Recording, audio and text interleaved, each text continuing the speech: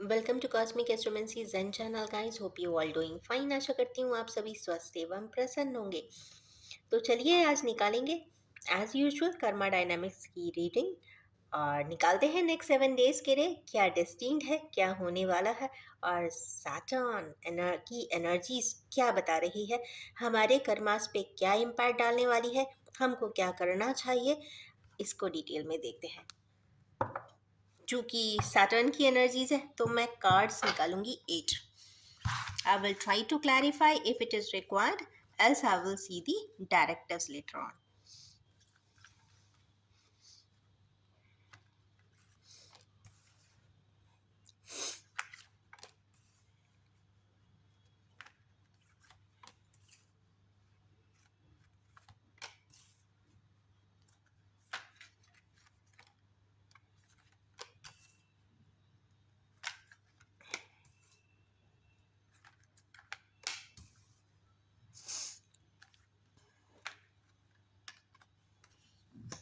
As it is मैंने cards रखे हैं जो शफल करने के बाद आए हैं।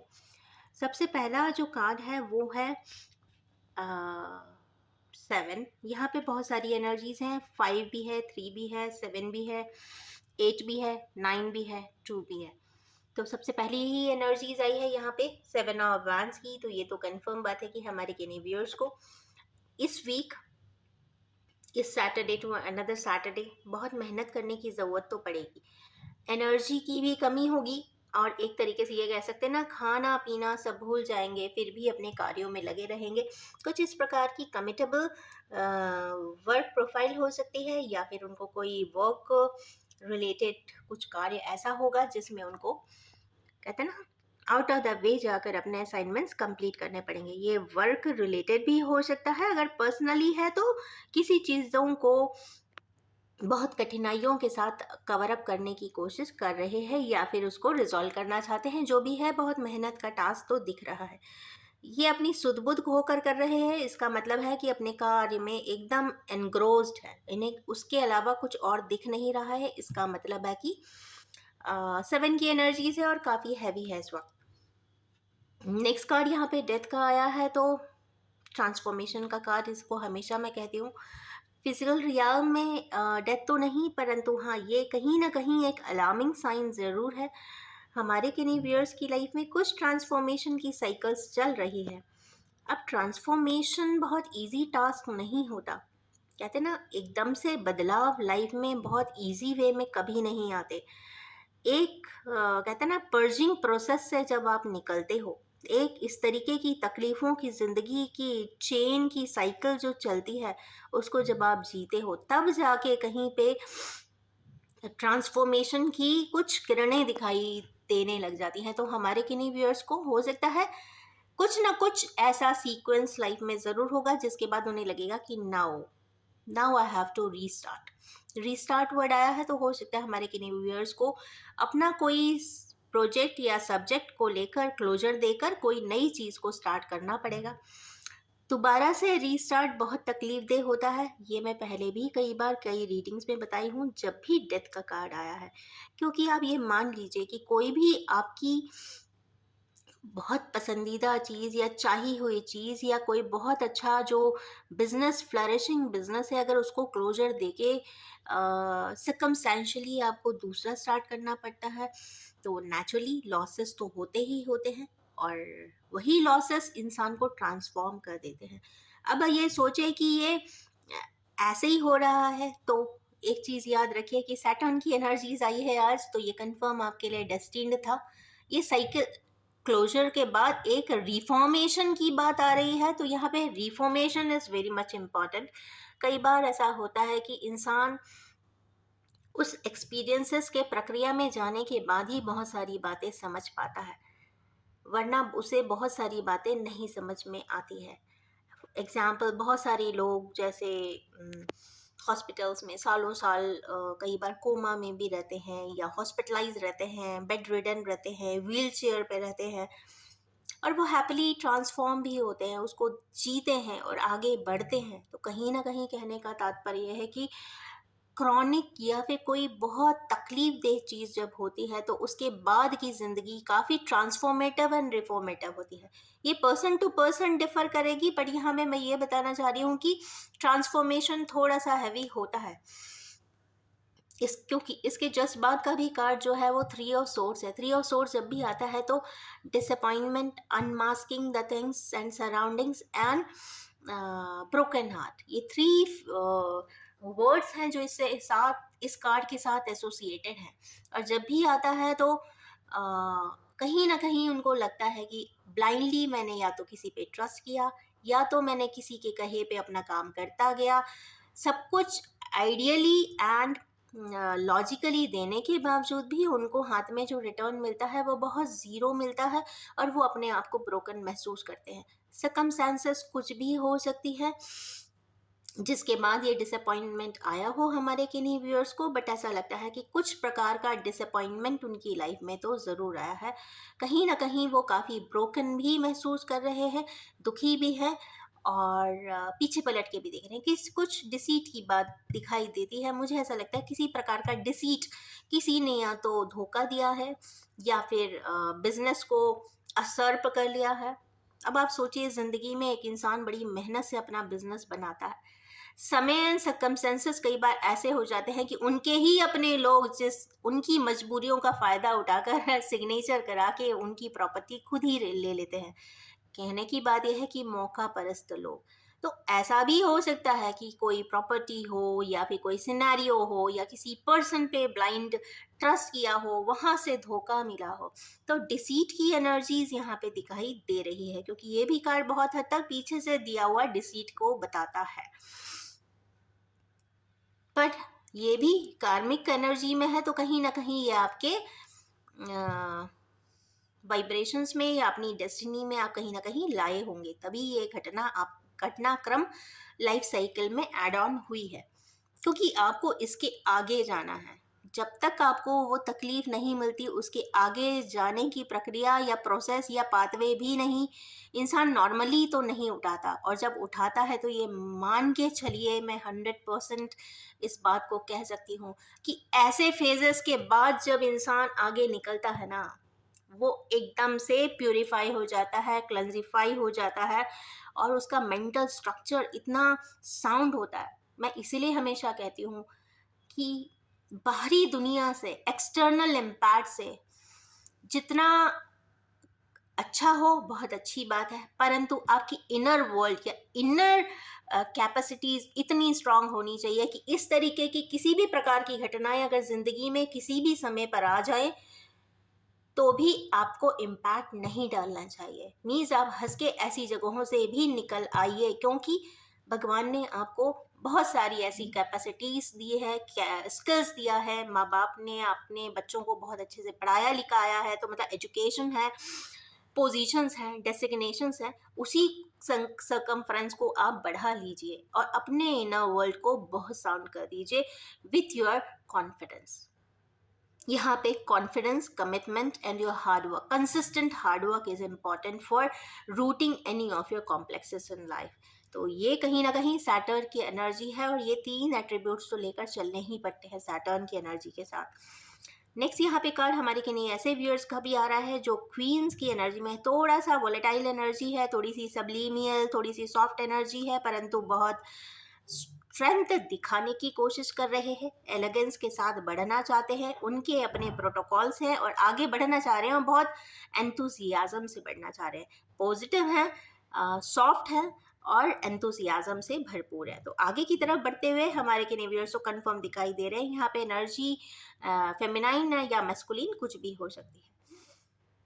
अगेन ये 8 नंबर का कार्ड जब आता है तो आप समझ लीजिए कि इतनी सारे सोर्स के बीच में एक इंसान खड़ा हुआ है, आंखें बंद है, इसका मतलब है कि सॉरी, आगे का रास्ता तो नहीं दिख रहा है, कंफर्म है चारों तरफ से अगर आप स्टक होते हो तो नेचुरली बहुत आसानी से तो नहीं दिखाई देता रास्ता, हाथ बंधे हुए होते हैं तो मीन्स आपके पास रिसोर्स, चाह कर भी जाने के लिए रिसोर्स नहीं होते, वो राइट्स नहीं होते, वो अथॉरिटी नहीं होती। परंतु क्या होता है एक इंसान के पास जब कुछ भी नहीं हो, लॉयल एंड ट्रस्टवर्दी सराउंडिंग ना हो, बहुत ज़्यादा रिसोर्सेज ना हो, जॉब चली गई हो, फ्रेंड्स मनी ओरिएंटेड होते हैं, कई सारे सराउंडिंग रिलेशनशिप्स मनी ओरिएंटेड होती है, वो सब चली जाती है जैसे ही आपके पास वो पोजीशन एंड डेसिग्नेशन नहीं होती। तब इंसान ऐसे हालात में ही होता है, स्टक होता है, आगे पीछे कुछ दिखाई देता नहीं है, हाथ बंद जाते हैं क्योंकि रिसोर्सेज होते नहीं है, कोई सपोर्ट सिस्टम होता नहीं है। परंतु ऐसी स्थिति से भी लोग आगे की तरफ निकलते हैं। उसमें सिर्फ कहते हैं ना, प्योरली दो ही चीज़ें होती है जो उनको वर्क करती है। एक है पानी, पानी मीन्स उनके इमोशंस, इमोशंस की स्ट्रेंथ और उनका इंट्यूशन। तो इंट्यूशन गाइस बहुत स्ट्रांग होना चाहिए हमारे व्यूअर्स का। और साथ में हो गए, उनके पैर बंधे हुए नहीं होते। कभी भी ऊपर वाला हर परिस्थिति को नहीं बांधता है, एक ना एक छोटा सा पाथवे जरूर दे के रखता है जिससे कि वो अपना रास्ता आगे की तरफ बना सके। मतलब सुप्रीम पावर हमेशा बहुत दयालु होती है, आपको सिखाना चाहती है, परंतु इसीलिए वो आपको कोई ना कोई जगह ऐसा देती है कि जहाँ से आप एक्सपैंड कर जाओ, आगे की तरफ बढ़ जाओ। नेक्स्ट है यहाँ पे 9 ऑफ कप्स। ये मिसिंग एनर्जी की भी कार्ड है, ये डिजायर फुलफिलमेंट का भी कार्ड है, और ये कहीं ना कहीं विक्टिमाइजेशन का भी कार्ड है। तो हमारे किन्हीं व्यूअर्स थोड़ा सा स्टक महसूस कर रहे हैं, मिसिंग भी कर रहे हैं। हो सकता है किसी पर्सन को मेजर मिसिंग कर रहे हो कि भाई लाइफ में होता तो जिंदगी बहुत अच्छी होती, या फिर ऐसा हो सकता है कि वो कहीं पे स्टक हो, या उनका एक पावरफुल ऐसा कोई डिजायर हो जिसको वो कंप्लीट कर लेना चाहते हैं, वो चाहते हैं, या फिर उनके कर्माज में वो एक कप और आया है तो वो उसको चाहते हैं, कहीं ना कहीं वो डिजायर है। और सिचुएशनली वो अपने आप को कई बार विक्टिमाइज भी मानते हैं, मैं क्या करूं, परिस्थितियों ने ही मुझे इतनी परेशानी दे दी, मैं तो बहुत अच्छा हूँ। कहने का तात्पर्य है कि आप तो राइटफुली बहुत जस्टिफाइड रहते हैं कि भाई मैं क्या कर सकता हूँ, अगर मेरे बस में होता तो मैंने कर लिया होता। बहुत इनोसेंटली अपने स्टेटमेंट देते हैं, तो मतलब सेल्फ विक्टिमाइजेशन। उससे अच्छा है कि टेक योर स्टेप्स, जो भी परिस्थितियां है आप उसको रिजॉल्व अपने ही लेवल पे कर सकते हैं, क्योंकि 9 का कार्ड है, 9 के बाद 10 कंफर्म आता है, कंप्लीशन जरूर होती है। और नेक्स्ट है यहाँ पे 2 ऑफ वैंस का कार्ड। तो ये तो कंफर्म है, आज के दिन ये कार्ड आया है, डेथ एंड 3 ऑफ सोर्ड्स के बाद आया है, तो सोर्ड एनर्जी के बाद आया है, मेजर मिसिंग के बाद आया है। तो यहाँ कोई डिसीजन मेकिंग का तो यहाँ पे कॉन्सेप्ट है आज के दिन, या इन नेक्स्ट 7 डेज हमारे किन्हीं व्यूअर्स किसी बात को लेकर एक फाइनल डिसीजन ज़रूर बना रहे हैं। कहीं ना कहीं मन में बात है और उसको एक कहता है ना कंफर्मेशन अपने तरीके से करेंगे, या फिर सेल्फ डिक्लेरेशन ज़रूर करेंगे, या अपने आप को ही ऑटो डिक्लेयर भी कर सकते हैं। अब कैसे पर्सन की बात हो रही है यहाँ पे, ऐसा पर्सन है जिसने बहुत सारी दुनिया देखी है, पोस्ट ब्लिस 40s हो सकते हैं, या फिर जिन्होंने दुनिया घूमा होगा, बहुत सारे एक्सपीरियंसेस लिए होंगे। और चूंकि ग्लोब है हाथ में, तो बहुत सारी चीज़ें हैं जो वो देख रहे हैं, समझ रहे हैं, परख रहे हैं, पर एक वैंड का सपोर्ट उन्हें चाहिए है गाइस। सपोर्ट है, एक हाथ में एक ऐसी स्ट्रेंथ है, या तो स्ट्रेंथ है, नहीं तो एक इंटरनली कोई उनका ऐसा कोई कॉन्सेप्चुअल स्ट्रेंथ है जिसके बेसिस पे वो आगे की तरफ बढ़ना चाहते हैं। इस तरीके का एक विजनरी कार्ड है ये, कहीं ना कहीं विजन्स को भी बताता है कि हमारे व्यूअर्स किसी प्रकार के विजन को भी लेकर आगे की तरफ बढ़ना चाहते हैं, अच्छा ही करना चाहते हैं। तो it's a very wonderful card for some people. बाकी 7 कार्ड्स है, बाकी रिमेनिंग जो 7 कार्ड्स है, थोड़ा सा हैवी एनर्जीज तो दिख रही है। अब निकालेंगे कुछ डायरेक्टिव्स की ऐसा क्या करना चाहिए, या फिर किसी प्रकार से कोई सपोर्टिंग एलिमेंट आपको पता चल जाए जिससे कि आप अपनी इस तरीके की असुविधाओं के लिए आप बैलेंस कर सके।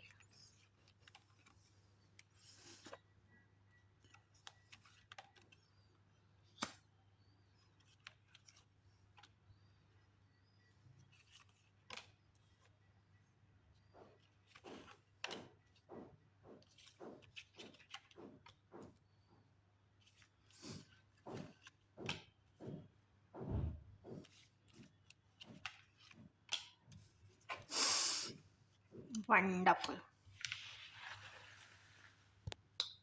सबसे पहला ही यहाँ पे कार्ड है, यहाँ पे page of source. Page of source जब भी आते हैं यहाँ पे कुछ प्रकार की टेक्सटिंग, मैसेजिंग या कंटेंट की बात आती है। अगर आप कोई, चूँकि मैंने बिज़नेस की बात उठाई थी, अगर बिज़नेस का कोई कॉन्ट्रैक्ट साइन करने जा रहे हैं तो आप अपने कॉन्ट्रैक्ट को 2-3 बार ज़रूर चेक करवा लीजिए। या फिर ये किसी प्रकार के टेक्सटिंग एंड मैसेजिंग की भी बात है, या तो हमारे किन्हीं व्यूअर्स ये किसी प्रकार से किसी को या तो कांटेक्ट करने वाले हैं, या फिर ये भी हो सकता है कि हमारे व्यूअर्स की स्टॉकिंग एनर्जीज है, वो कहीं ना कहीं किसी पर्सन को अपने प्रोजेक्ट से रिलेटेड प्रोफाइल्स को या फिर ऑर्गेनाइजेशंस के बारे में बहुत अच्छे से मार्केट रिसर्च कर रहे हैं। और अगर पर्सनल कोई एंगल है तो वहाँ पर उनकी प्रोफाइल को बार बार विजिट करके कुछ इन्फॉर्मेशन जानने की कोशिश कर रहे हैं ऑथेंटिकली, जो उनको शायद मिल नहीं पा रही है, क्योंकि इनकम्प्लीट है दोनों ही कार्ड, मतलब इन्फॉर्मेशन वहाँ से ज़्यादा मिलेगा नहीं ऐसा मुझे लगता है, परंतु हाँ स्टॉकिंग एनर्जीज दिख रही है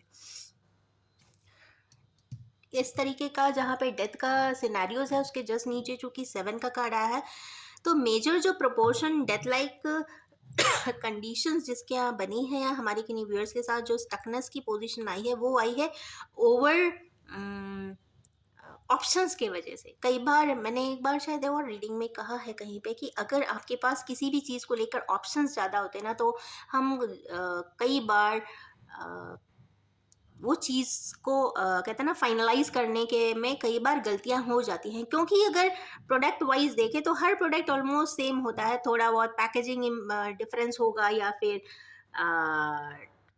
उसके इंग्रेडिएंट्स या कॉम्पोजिशंस में चेंजेस होंगे, बट मोर और लेस सारी चीज़ें ऑलमोस्ट एक सी होती हैं ऊपर से। तो वही वाली बात है यहाँ पे, जब इतने ऑप्शंस होते हैं तो कई बार उस कंफ्यूजन में, जल्दीबाजी में, एग्रेशन में, फास्ट डिसीजन मेकिंग में कई बार बहुत कहते हैं ना डिटेल में वो अपने जो ऑप्शंस हैं उनको देख नहीं पाते, प्रॉपरली सिलेक्शन कर नहीं पाते। ये कैरियर सिलेक्शन की भी बात हो सकती है, पर्सनल लाइफ के पर्सन्स को लेकर भी बात हो सकती है, और ये हो सकती है कि अगर आप बिजनेस भी चला रहे हैं, अगर आप किसी चीज़ का डिस्ट्रीब्यूटरशिप भी लेने वाले हैं, तो आपको समझ नहीं आ रहा है कि इनमें से मैं कितने प्रपोजल और आर्टिकल्स को मैं अपने यहाँ ऐड करूँ। इसमें भी किसी प्रकार की कन्फ्यूजन है। ये भी हो सकता है ये रखता हूँ तो ये चला जाएगा, ये वाला मैं लेता हूँ तो ये हट जाएगा, अगर इसकी डिस्ट्रीब्यूटरशिप ली है तो मुझे ये वाली वापस करनी पड़ेगी, सोल डिस्ट्रीब्यूटरशिप ले रहे हैं तो दूसरी कंपनी का नहीं ले सकते, सबके अपने अपने बाई लॉज होते हैं। तो उसी प्रकार कहीं ना कहीं यहाँ ऑप्शन रिलेटेड ही बात है।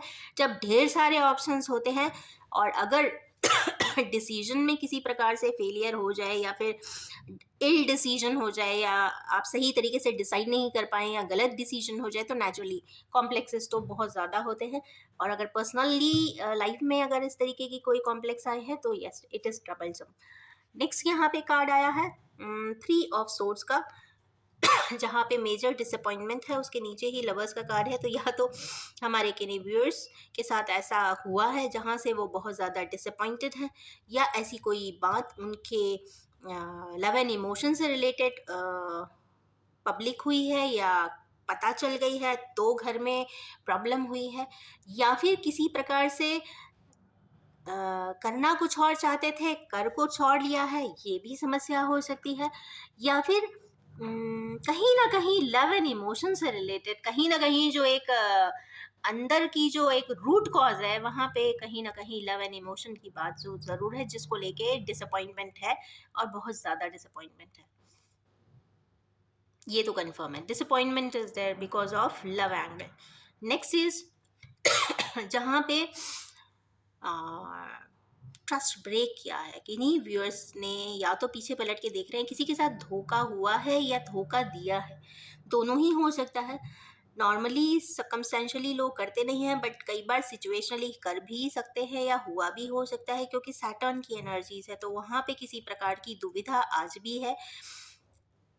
दुखी तो बहुत है, आंखों से समझ नहीं आ रहा है कि मुझे क्या स्टेप उठाना चाहिए, बट उनके पास दोनों ही सोर्ड है, वो चाहे तो दोनों रख सकते हैं, एक को ऑप्ट कर सकते हैं, दूसरे को ऑप्ट कर सकते हैं, क्योंकि सेम एक्सटेंशन की है और पीछे पानी है। इसका मतलब है कि कंफ्यूजन है और उनको मुझे ऐसा लगता है कि मेडिटेट करना चाहिए, क्योंकि रात की बात आ रही है, इमोशंस की बात आ रही है, इन दोनों को जब बैलेंस करेंगे तो कहीं ना कहीं वो फाइनल आंसर तक आ जाएंगे। तो ऐसे पर्सन को जनरली मेडिटेट करना चाहिए और अपने रिजल्टेंट तक पहुंचना चाहिए, क्योंकि 2 का नंबर आया है, मतलब डिसीजन मेकिंग में कुछ प्रॉब्लम जा रही है, तो आप फाइनली अच्छा डिसीजन कर सकते हैं। उसके लिए at least I will recommend 3 days meditation.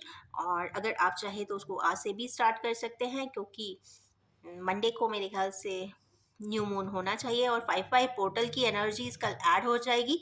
I am 100% sure कुछ ना कुछ चेंजेबल आपकी लाइफ में ज़रूर आएगा। ऐसे कि नहीं व्यूअर्स जो काफ़ी हम्बल हैं, सॉफ्ट हो रहे हैं, इमोशनल एनर्जीज में आ रहे हैं, क्वीनशिप में है, सॉरी, उनके साथ कुछ फैमिली कॉन्फ्लिक्ट की बात यहाँ पे ज़रूर दिख रही है। जब जब अपनी बात बोलेंगे, अपनी बात कहने जाएंगे, तो यहाँ पे कुछ कॉन्फ्लिक्टरी फैमिली कॉन्फ्लिक्ट्स दिखाई दे रही है। तो कहीं ना कहीं लव एंड इमोशन से रिलेटेड ही सारे कार्ड्स हैं, तो कहीं ना कहीं लव एंड इमोशन से रिलेटेड कन्फ्लिक्ट हो रहे हैं।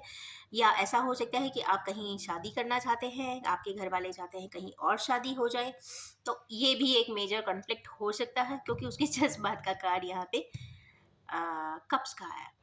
अब आते हैं नेक्स्ट कार्ड के ऊपर। तो ये तीनों ही कहीं ना कहीं ट्विन फ्लेम की एनर्जीज है, ये तीनों नहीं, 1 2 3 एंड दिस वन। तो कहीं ना कहीं मुझे लगता है कि ये ट्विन फ्लेम की एनर्जी है। तो आप प्लीज़, ये बार बार मैं कहती हूँ, क्योंकि ट्विन फ्लेम जर्नी बहुत रेयर होती है, रेयरेस्ट ऑफ रेयर होती है, बहुत नॉर्मल केसेस में नहीं पाई जाती है। और अगर आपको लगता है कि आपकी लाइफ के पाथवे बहुत हद तक ट्विन फ्लेम की जर्नी के हैं, तो यस, आपके लिए कुछ रेडिएंट आपकी लाइफ में ज़रूर होना चाहिए, ऐसा मुझे लगता है। और उसके जस्ट बाद का कार्ड सन आया है, तो ये भी यहाँ पे पावरफुल पॉजिटिवली यस का कार्ड है। अगर ट्विन फ्लेम की जर्नी में है तो डीएम्स को या डिवाइन मैस्कुलिन की जो जर्नी में है उसको बहुत सारी क्लैरिटी, यस 100% ये क्लैरिटी का कार्ड है। जिस जगह अटके हैं, जो चीज़ समझ में इतने सालों से नहीं आ रही है, वो समझ में यहाँ पे ज़रूर आई होगी। कुछ ना कुछ चीज़ें क्लैरिटी ज़रूर होंगी, ये मैं कह सकती हूँ, क्योंकि इसके जस्ट बाद का ही कार्ड है। और यहाँ पे अगेन 4 की एनर्जी आ गई, 1111 means confirmation, happy married life ahead. या फिर मैरिज नहीं हो सकती है सर्कमस्टेंशियली, तो यहाँ पे रीयूनियन के वाइब्स बहुत ज़्यादा है। और हारमनी के सबसे बड़ी बात, ये 1111 की एनर्जी हारमनी, रीयूनियन देती है, सॉरी, पीसफुलनेस भी देते हैं, पर साथ में ये तीनों की हार्मोनिक वैल्यूज हैं और ट्विन फ्लेम की जर्नी है, तो लव एंड रिस्पेक्ट तो एक दूसरे के लिए होना चाहिए, ऐसा मुझे दिखाई देता है। ये सैटर्न की एनर्जीज बता रही है। तो आज की भी कल की तरह ही बहुत हैवी एनर्जीज है। ये वीक बहुत हैवी जाता हुआ दिखाई दे रहा है हमारे व्यूअर्स का। डिसअपॉइंटमेंट्स भी है, फाइटिंग भी है, बट कॉन्फर्मेशन एंड क्लैरिटी भी है। तो यस, इन्हीं ब्यूटीफुल सी एनर्जी के साथ मैं इस रीडिंग को एंड करना चाहूँगी, और ये भी बताना चाहूँगी कि general collective timeless and gender free reading है। जब भी आपके सामने आएगी कुछ ना कुछ ज़रूर रेजोनेट कर देने वाली होगी, बट प्लीज़ आप किसी भी एनर्जी के साथ विदाउट एनी रिजेम्बलेंस बिल्कुल फिट इन ना कर लीजिएगा, क्योंकि ये कलेक्टिव रीडिंग है और जेंडर फ्री रीडिंग है। इसी के साथ मैं इस रीडिंग को एंड कर रही हूँ। Wish you all have a most happy time ahead and please do beautiful actions ahead. Thank you so much.